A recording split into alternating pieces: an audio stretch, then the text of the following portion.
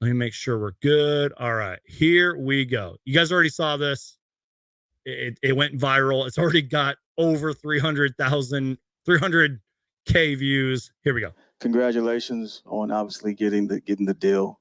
Just maybe your thoughts that now that you got that. Maybe what was your initial reaction once the Suns matched the Pacers offer?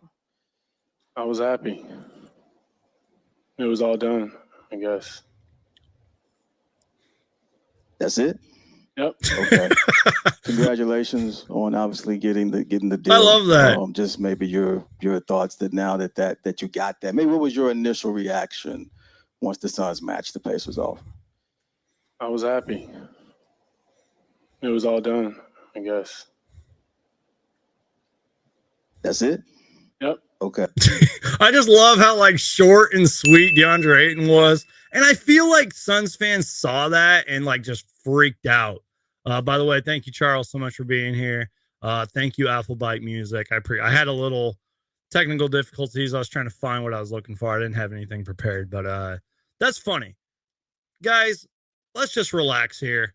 This is just a prime example of actions speak louder than words.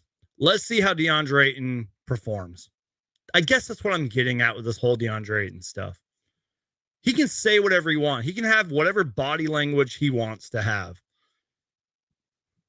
But he needs to have a dominant season. I'm not saying he needs to be like an all-star, although that'd be awesome. That'd just be the icing on the cake.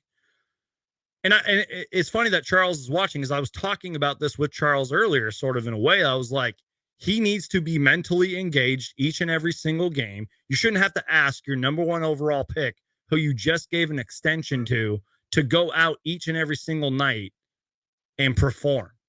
Because that's been Deandre Ayton's biggest thing since college.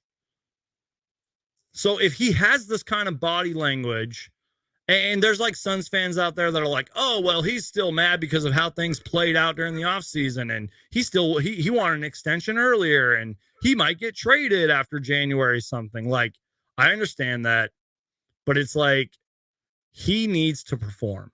He needs to have a solid season.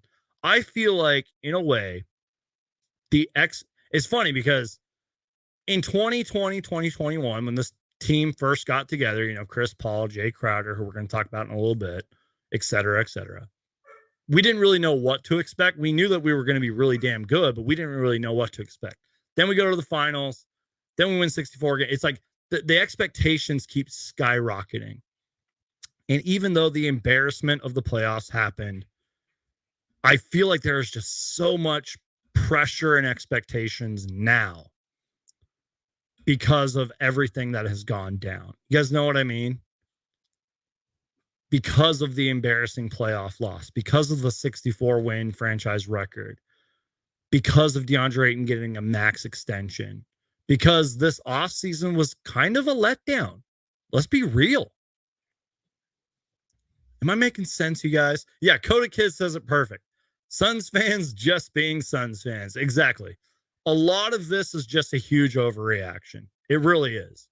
Like, if that's the worst thing that Deandre Ayton said and did, then I think he had a pretty good day. I feel like everything else, and Deandre Ayton did say some other stuff, but it's like, why is that going viral? Is that just because it's social media? Like, guys, let's just relax here. Can we just relax for a minute? By the way, Deandre Ayton did say something along the lines of like, he wants to be like the best player he can be. But again, it's all about how he shows up on the court each and every single night. And let's be real, you can have a bad game here and there. I understand that. But I expect him and challenge him. Instead of showing up 5 out of every 10 games like he's done in the past, I want him to show up 9 out of every 10 games. So I guess that's kind of my Deandre Ayton rant. You know, maybe I'll have more thoughts about that later. Again, I do want to maybe do like a part 2 to this. Maybe there's some like quotes and stuff that I missed, but we're going to react to some other things here as well. I feel like I've talked a lot about the Jay Crowder stuff. Obviously, Jay Crowder and the Suns have parted ways. I guess we can kind of transition to that too. Jay Crowder and the Suns have parted ways, mutually agreed. He's not going to be at training camp tomorrow, which, by the way, training camp is tomorrow. The season is basically here. Let me take a sip of my drink real quick. Howie Dewey says he had a solid season last year, but everyone criticizes him unfairly. He's talking about Deandre Ayton. Exactly.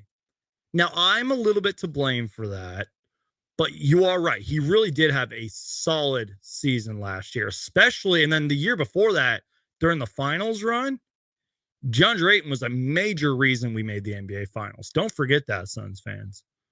Let's see. Lonnie Phoenix says people compare him to Amari Stoudemire. That's why I feel like, yeah. And those comparisons, but at the same time, like, there's a lot of big men centers that you could compare DeAndre Ayton to. DeAndre Ayton's pretty unique in my opinion, but there are probably big men centers that I can't name right now that are similar and compared to him. Let's see. Danger 369 writes, I don't think he was angry. He's just ready to lock in. He knows the money means he needs to be an all-star level player and have a breakout season. Let's go. This comment right here. I love that. Thank you, Danger. Like I said, you guys, if that clip of DeAndre Ayton that I showed you guys was the worst thing that DeAndre Ayton did or said today, who cares? If he is locked in mentally and is giving short answers and the body language is, low, who cares? Save it for the season. Let that anger out on the court. Let that frustration out on the court. He says he knows the money needs to be at an all-star level player. Exactly. DeAndre Ayton should be an all-star level player. Or if you want to raise the opportunity, raise the stakes, raise the expectations, he needs to be an all-star this year and have a breakout season. How old's DeAndre Ayton now? 23, 24? He's only 2018, 19, 20, 21, 4 or 5 years in the league. I can't do math. You guys know that. I'm terrible at math. I cannot say that DeAndre Ayton needs to have an incredible season this year. That's all I got to say. So thank you for that comment, Danger. I really appreciate that. Here we go. We're going to react to this. You guys have probably seen this clip like a gazillion times by now. I don't care. I want to react to it. I want to give my thoughts to it. So wait, what am I doing? Okay, yeah, here we go. All right, here we go, guys. Let's do this. How have you and Monty kind of been able to move? I haven't spoken to Monty. I haven't spoke to Monty. No, I haven't spoken to him at all. Ever since the game. So not even No. open that today. Oh my God. I'm here. Are you happy to be here, DA? Yeah, I'm all right. Are you happy to be here, DA? Yeah, I'm all right. I'm in between those lines now. I just work. I'm not playing for myself. I have an organization across my chest. And name on my back, I have to represent. I'm just here to work. If you could talk to Monty, what would you want to talk to him about? What would you want to tell him? Huh? Well, if you could talk to Monty, what would you want to talk to him about? What would you want to tell him? I can show him better than I can tell him. Ooh. How have you and Monty kind of been able to? All right, first off, no offense to that one reporter at the very end, but he was like, if you could talk to Monty, like Monty Williams isn't probably like 5 feet away from him or something like that. That's what I really wanted to say about this, you guys. This whole DeAndre Ayton and Monty Williams haven't spoke thing doesn't make any sense to me. Now, this is my personal opinion. You guys can disagree with me if you want to this. And you know what? Just so there's like some entertainment value, I'm going to mute this and just let it play. That way you guys can see, or I'll just pull up like a graphic or something. But anyways, it doesn't make any sense to me. Here's why. And maybe this is going way over my head. I don't know. Maybe I'm stupid for thinking this. Okay. So we had media day, right? We had they had training camp, right? I feel like the Suns training camp is completely overlooked and overshadowed because of Deandre Ayton's comments and Monty Williams' comments, which we will get to. We're going to get to Monty Williams' comments too. Here's why it doesn't make any sense to me. They haven't spoke in the locker room. They haven't spoke like literally as they're practicing. Now, maybe they're talking about, we haven't like actually sat down and talked since like game 7. But I mean, they haven't had any engagement at all. I think this is being a little blown up. Now, it is a little concerning. I will say that.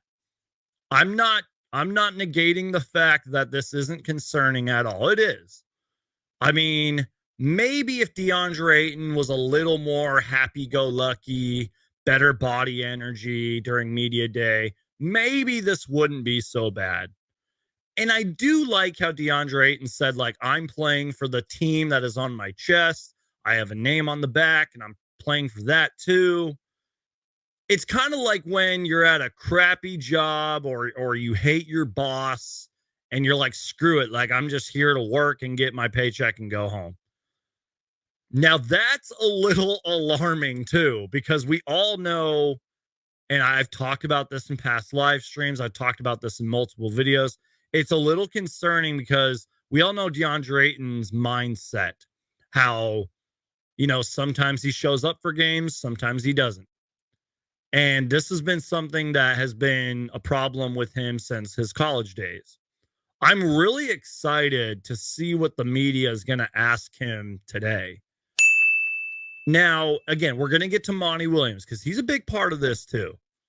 Let me just pause this real quick. I need to get like a editor or somebody that can help me on the fly with all this stuff. But anyways, so let me get my face back on here. All right, cool. Anyways, do you guys get what I mean though? Like, this story just doesn't make sense. Shout out to Applebite Music. I appreciate you being here, man. Thank you to everybody else that is in here as well. And yeah, so I want to get to this point too, and then we'll get to, so Brosif, I hope I said your name right. You make a great point. This is a point that I have been seeing. 100% on Monty. He's the leader. Go to your player and get the dialogue going. Before we react to Monty Williams, I will say this. It makes no sense that Monty Williams hasn't just pulled him into his office and just talked to him. That's what also doesn't make sense. Now not calling him or something or texting him during the off season, I can understand that. Let's be real. If I was on a 2-week vacation, I probably wouldn't want my bosses calling or texting me unless it was like maybe something non-work related. You know what I mean? So I guess I understand that. And Monty Williams kind of made a good point. We're going to react to it. He kind of made a good point saying like, I didn't call a lot of my players. I didn't talk to a lot of my players. I get that. But this is awkward. This is kind of embarrassing.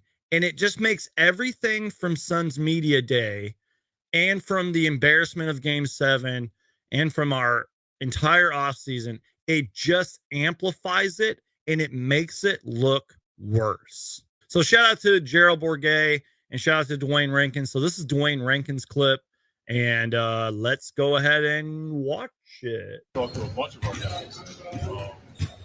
As I said earlier this summer, like they needed a break from me, the gym. And he makes a good point there. Like every day, I've had interactions with everybody, talking to guys about deep stuff. There's a number of guys I haven't talked to. There's a number of guys I haven't talked to. A group as much as we have the last 3 years, with the first year, the bubble, intense seasons. I felt like guys needed a break. Even when guys were in the gym, I wouldn't come downstairs just because I wanted them to get a break from me. I think so much has been made of the Game 7 deal, and rightfully so. But we addressed that last night as a team. You can ask everybody in the gym. I put it to bed last night. talked about it as we do every year after the tough loss, and then just put it to bed. So I wouldn't. I think if you ask a bunch of our guys, they'd be like, "Yeah, coach is pretty quiet this summer." I just wanted to give everybody a break. I think that your voice can become too much. And, I agree with him on that too. Because we have done a lot to do. Do you think that you and him need to have a one-on-one? Because that's what it Yes. sounded like. Like he. Yes, please. I think there are times for that, Okay.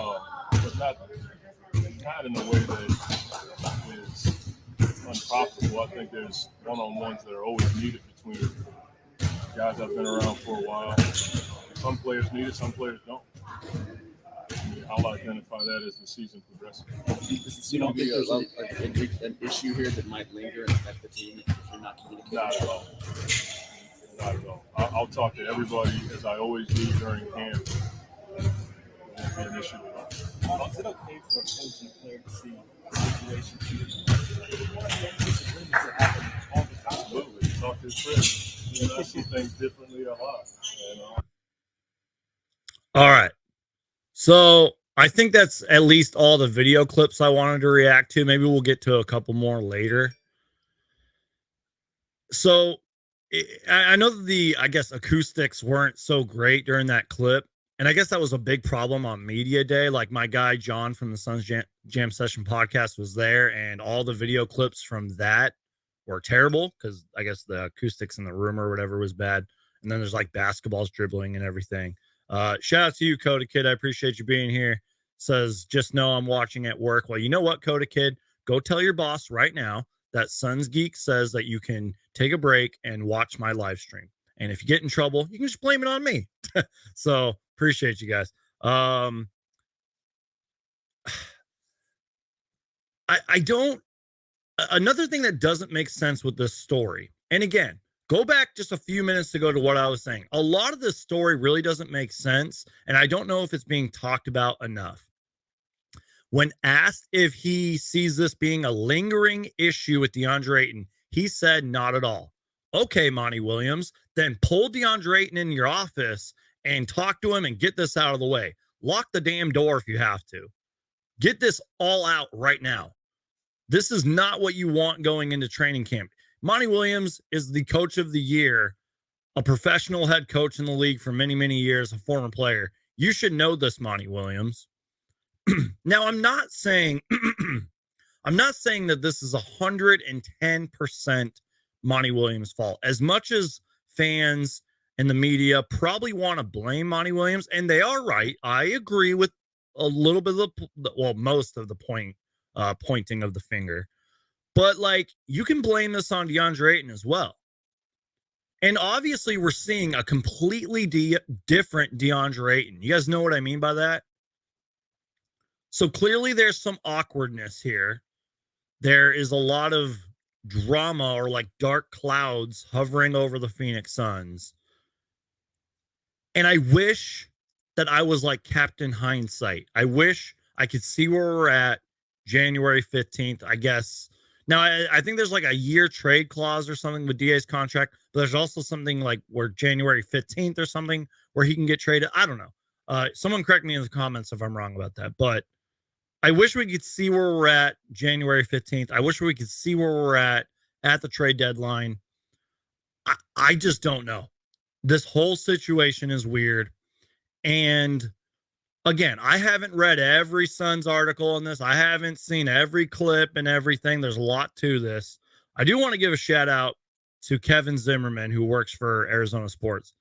He said, the weirdest thing to me out of the Suns' words today is Monty Williams is making everything about Game 7 and telling us we are doing so, when everyone is simply asking him if Deandre Ayton, sorry, I can't read.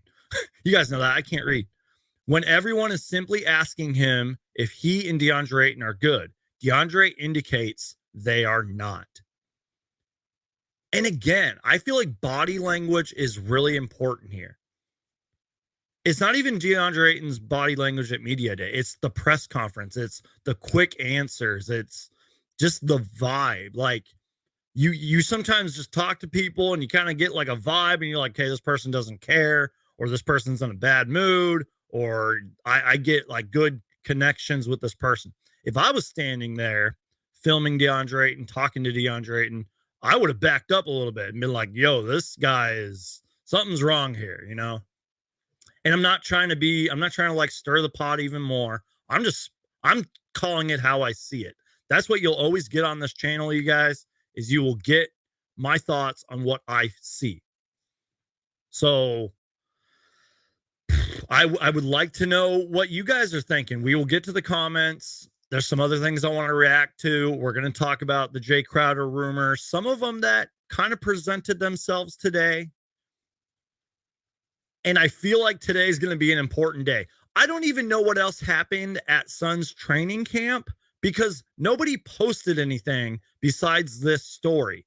We saw a couple pictures from the Suns social media account, which, by the way, I kind of trolled them. I'll show you guys that later because they're like, day one of training camp, and they showed all these like happy pictures, and that wasn't the real story. I mean, it probably was, but we got no highlights, no videos. It was just this huge story, you know, and it makes sense. Follow the story, but I'm like, come on, like I want to know more about what happened at training camp. But I will say this. Let's get optimistic here for a minute, you guys. Today is September 28th, 2022. The Suns' first preseason game is Sunday, October 2nd. Guys, I'm so excited. You don't know how excited I am. And I feel like all these negative Suns stories it gets me even more excited. I'm just excited to see what happens. I'm going to finish off my coffee. I'm going to top this off, and we will continue on because I still have more thoughts. Cheers to you guys.